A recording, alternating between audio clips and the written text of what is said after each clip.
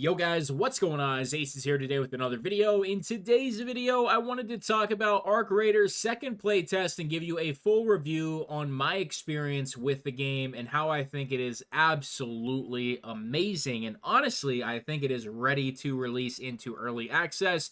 We'll see what happens with that though. Maybe we'll talk about that a little bit more here towards the end of the video. But I want to kind of go over some of the main talking points that a lot of other people have had. Whether that's good or bad, it doesn't really matter. This review here today is going to be overwhelmingly positive in the favor of Arc Raiders pretty much being ready for release. Do me a huge favor, make sure you drop it a like on this one, and of course, make sure you subscribe to the channel for more Arc Raiders content. Let's dive right in. So the first thing I want to talk about isn't the main talking point, but it is one of the ones that I have heard both ways on, and that is audio. And it's a little confusing to me because I think the audio in Arc Raiders is absolutely amazing. And I've heard other people saying the exact same thing, and I've also heard the exact opposite, that the audio is absolutely terrible, which I simply don't agree with. I'm using a pair of Astro A40 TRs, I think, which is definitely not the best headset on the market whatsoever. And I could hear players absolutely fine. I had no issues hearing at all. The only time I did is when it was raining. And at first, I didn't like that. But I will say, after slowing down the playstyle a little bit in the rain and not relying as much on my hearing and just genuinely taking it a little slower pace, it felt much more tense and immersive. So Tarkov was the same way. They've recently adjusted the volume in Tarkov, but for the rain anyway. But for Arc Raiders, the rain was extremely loud, but if you just slow down a little bit, it was much more immersive and added to the overall environment. I actually liked it. So that was the only audio gripe I think I had in general, was just the rain being extremely loud. But you know what? I have to be honest, it did kind of add a little bit of variety into the raids when it was raining. So I wouldn't necessarily call that a bad thing, and it never negatively impacted me. I never died because of the rain, so I don't really have a negative experience to go off of like some people might because they couldn't hear someone, for example, in the rain. The next big talking point for this game is the fact that it's third person. I have over 3,000 hours into Escape from Tarkov, which is obviously a first person shooter, and I will say at first I was definitely against the fact that it was third person, but very quickly I not only adjusted to it, but started using it more to my advantage rather than it being negatively used against me. So I am a huge The Division fan. I loved The Division 1 and 2, but the very first Division with the Dark Zone, you would always abuse third person mechanics to see around walls. This is normal for any third person game. It's just the ecosystem of the third person shooter market, simply ducking behind cover and being able to see around walls, see around doors, see over the top of cover. It's just how it is. It's just a part of a third person shooter game. And at first, I definitely didn't like it, but after playing for like 7 hours straight, I definitely got more kills than I was killed by the third person mechanics of the game. So I think it's one of those instances where you just have to go with the flow. If you can't beat them, join them kind of mentality. Like, it's just part of a third person game, and there is absolutely no reason you shouldn't be taking advantage of it. And the fact that, you can kind of pre-fire fights because you can see someone running at you and they don't necessarily know your exact positioning is cheesy. It is a cheesy way to fight. And sometimes it's not as fun as a first person shooter would be in that exact same scenario. But at the same time, players will learn and players will adapt over time. And that is something that you're only probably going to have in the first couple months of the game. And there's always going to be Timmies, of course, always going to be new players, casual players who don't really care about that kind of stuff. But at the same time, you will see a significant portion of the player base learn and adjust to the third person aspect of the game and all of the cheese that comes with it. Next thing I want to talk about is the questing and kind of just the looting and the currency. I like all of it, man. It's all very simple. It's all very, very easy to understand. Certain games, it was a little odd how things were done. The Cycle Frontier, for example, like if I wanted to go craft something of a better rarity, I had to walk over to a giant smithing workbench, or if I wanted to put attachments on my weapons, I had to go to the weapon, then like click a button on my mouse or the keyboard, then I had to go into an inventory and then slide over an attachment onto the gun. It's way simpler in Arc Raiders. You simply have the attachment in your inventory, your stash, you have that weapon equipped, you put the attachment on, and you're done. So there was a lot of things that were quote unquote dumbed down and, just a lot simpler that are actually big positives. It's not something that they have to make a quality of life update for later. It's already in the game. And I think we have seen that with a lot of things. I think we have definitely seen overall, I think a lot of us can agree that some of the basic stuff that other games don't get right, they have gotten it right. And it feels really, really good and polished already, especially with the fact that this is technically a closed beta. This is technically like their closed beta 2.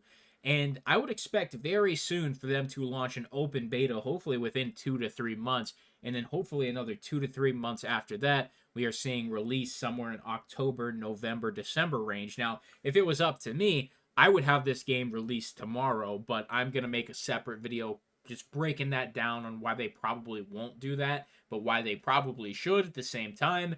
But overall, guys, like, if we want to keep digging in here, the maps, I really love them. I genuinely love the atmosphere of all of the maps. Now, there was one I didn't get to play on, like the practice range. I'm assuming that's actually a map and not like a practice range, if that makes sense. Like somewhere where it's only you in the lobby and you're just shooting your guns.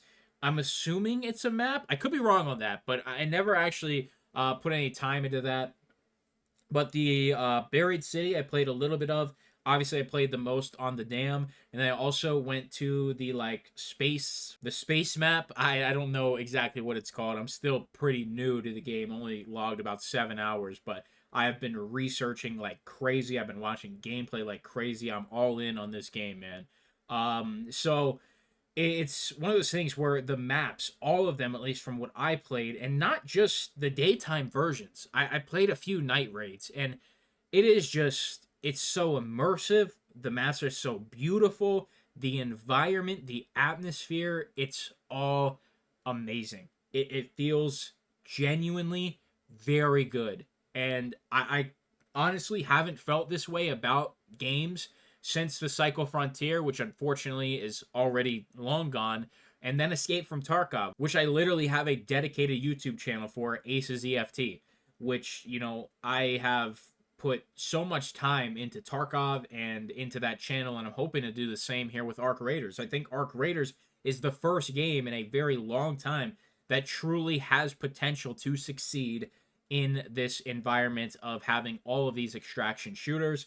And I think Marathon's probably pissing their pants right now with how damn good this game really is. Now, don't get me wrong, it wasn't all sunshine and rainbows. There were a few things here and there that did kind of get on my nerves a little bit, but overall, nothing incredibly game breaking, nothing that is a deal breaker, nothing that is going to make me quit ever playing Arc Raiders again once it releases. No, it's the moment this game comes out, I am purchasing it. I don't care what the price is. You can throw a $100 price tag on it for all I care. I'm going to put so much time into this game that, whatever the price is, it'll be worth it. Just like me paying $250 for the Unheard Edition on Escape from Tarkov, I have well paid off that price with the amount of time that I put into that game.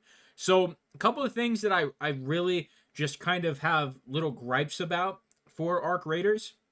The shield system and mitigating damage doesn't fully make sense to me, because there's been instances where I was getting in gunfights and it feels like I was downing people that it was just completely negating their shield. I'm still very shaky on that whole system, but then there's other gunfights where I hit an entire mag and I'm still getting world starred, if you want to call it that. And then I go to the death screen where you can see the amount of damage you did and took. It's saying that their shield, negated 50 damage, and then their health, they took, 92 health damage, meaning that I believe they would have had 8 health left. but I just don't fully understand like the damage values and stuff like that. So that's stuff that maybe I just need to learn a little bit more. But definitely at times things felt a little bullet spongy. And, that was a big problem with the Cycle Frontier. But one reason that is not as big of an issue as the Cycle Frontier is because the way that Arc Raiders queues you into games, if you're a solo player, that you have solo lobby priority. So you're very rarely over the course of maybe even an 8-hour gaming session going to even have a duo in your game, let alone a trio. You might see 2 to 3 duos in an 8-hour period. You're not going to see many at all. So it's not as big of an issue, but still, obviously, if you're dying and you're shooting first and you're hitting all your shots and you're still losing, yes, could be because of your gear, and that's just how things go sometimes. But it definitely does kind of feel bad to hit an entire mag and not finish your kill. The next thing is the stamina. When I was playing, I was focusing only on I believe it was the conditioning skill tree, where you are leveling up your stamina. And I immediately put all of my skill points into maximum stamina and the max regen for stamina. And then additionally, I tried to get to, I think, the 15 skill point perk. I don't think I got there, though. It just feels like there is not enough stamina in general, and that it should be increased maybe like 50% more. So even the base level of stamina is entirely too low. And then on max stamina, it still feels a little low. And that is simply because the walking speed is so slow. You could keep the stamina levels the same and increase the base walking speed. You don't have to really increase the sprint speed that much, maybe 10 to 15%, but I think a big buff is needed to the walking speed in the game. Just to regenerate stamina, you are crawling at a snail's pace. And if you are anywhere in the open, you're pretty much dead. If there's a player anywhere in your vicinity, there's not really much you can do. Another thing is the high ground discrepancies and not having a second way to get up to roofs, for example. So there was multiple roofs that I've been on while using the sniper, and there is only one way for you to get up on the roof. Now, of course, you could use grenades and you could try other options, and I don't know if there's any way you could use zip lines in certain places for certain, advantages to get onto roofs. Sometimes there are obviously other angles that you can get to kind of be on a level with that roof, but there was multiple very large buildings that overlook extracts, for example, and stuff like that, to where you pretty much can just camp the roof the entire game and you won't die.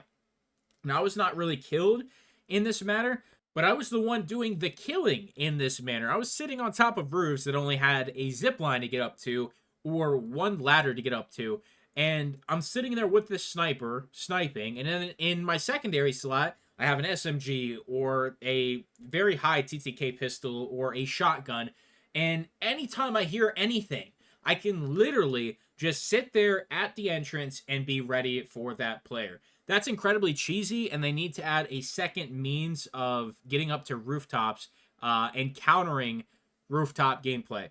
Like I said, I wasn't killed in that form. That is something that I was doing and that I already know is a negative without even having somebody kill me like that. So that's another thing. Just make it more accessible to get up to a rooftop, for example, that only has one way to get up there. Needs to be at least two, just for balancing. That's my personal opinion. Some other things I just wanted to kind of rope in a couple more positives here. I had an instance, and I don't know how I'm going to splice together the gameplay. I'm probably just going to put one gameplay in the background for you guys and not do anything fancy. But there was one instance where I hit the elevator, and then I died like a Rocketeer or something, and I was downed. The Rocketeer does not finish you, all right? And it was at the very, end of a raid. So the timer is on 0-0, and I'm going to upload this gameplay eventually. But basically, it's last couple seconds, I'm down, the elevator's coming, and the Rocketeer's not finishing me. And you can still crawl into the elevator while downed, and you can still extract. This is one of the biggest W's I have ever seen from, an extraction style game. The other thing is I don't know if it was the same game or if it was the game after it, but when the clock hits 0 and like the entire world is like exploding around you, like you can still extract with a little bit of time. Like you have a few extra seconds there at the end. If you're in the elevator trying to get out, you don't die. The server doesn't just end like an Escape from Tarkov where you go MIA. No, you get a little bit of leeway, you get a little bit of extra time. Once again, sometimes you just miss it by a couple of seconds, and the fact you are not punished and you're still allowed to extract and you don't die, that is such a big positive. There was so many little things like that I was learning and discovering through my gameplay that it just blew me away how damn good the game truly is and how many things were thought of for the player's experience. I just it's incredible that I have almost nothing negative to say because I can easily pick apart everything wrong with a game. And, you know, I'm not counting anything like, yes, if you move too close to a rock, you can potentially see through it, or your character, the camera angles are messed up. Like, listen, man, I'm not here to critique the tiniest little things that don't impact 99% of your raid and 99% of the player base. I'm here to critique things that are game breaking, things that, in my opinion, could be fixed, that need to be made better for whether it's quality of life or just the game actually functioning correctly. And the game is completely polished already, in my opinion. I think it is ready to release into early access, and I think they can add as much as they want. And if they release the game tomorrow, I'd pay full price. Whatever kind of battle pass system there is, I would pay for it. And I would be absolutely stoked to start making my money, making my coins, getting good gear, getting better gear, stacking it up. And another thing is, I believe the studio has already said there will not be wipes. So if you are playing at release and you're playing, you know, roughly within a few weeks to a month within release, you're never going to really fall behind too much. I think Arc Raiders has the most potential we have seen from a game since the Cycle Frontier, and that potential was definitely untapped by Jaeger Studios, who I've said plenty about over on the Aces Plays channel. But, you know, since then, Escape from Tarkov, and we know how damn good Tarkov is, I think Arc Raiders has the opportunity to be the very best third-person extraction shooter on the market. I think the blueprint is here, and that is the reason I am switching this entire channel over to Arc Raiders content only. That is how much I believe in it and how much I see potential. So that is my review of Arc Raiders. If I had to give it a rating out of 10, I think I'm going to give it a 10. And I don't hand out 10s easy. I'm a very strong critic. And the last game that I probably gave a full-on 10 was probably like Tarkov. That's genuinely it. I think the cycle I would have given like an 8 out of 10 or a 9 out of 10. It's just like this is a 10 level game already, and the fact that it's not finished and there's way more to come is absolutely insane, and I can't wait to see more. So that is what I have for you guys today. I'm going to be uploading my very first impressions and first couple raids into like a 44-minute video, I think it is. And then I'm just going to have a whole bunch of raid content. Then we're going to do some very basic task guides from tasks I actually already completed just to get a little content backlog up. And yeah, we're pretty much making the entire switch over to Arc Raiders, and I couldn't be more excited. And let me tell you, today waking up knowing I couldn't play Arc Raiders because the playtest is over, man, that hurt. I actually genuinely really missed the game. So we'll see what happens, but I appreciate you guys so much. Make sure you leave a like, consider subscribing. See you in the next video. I'm out.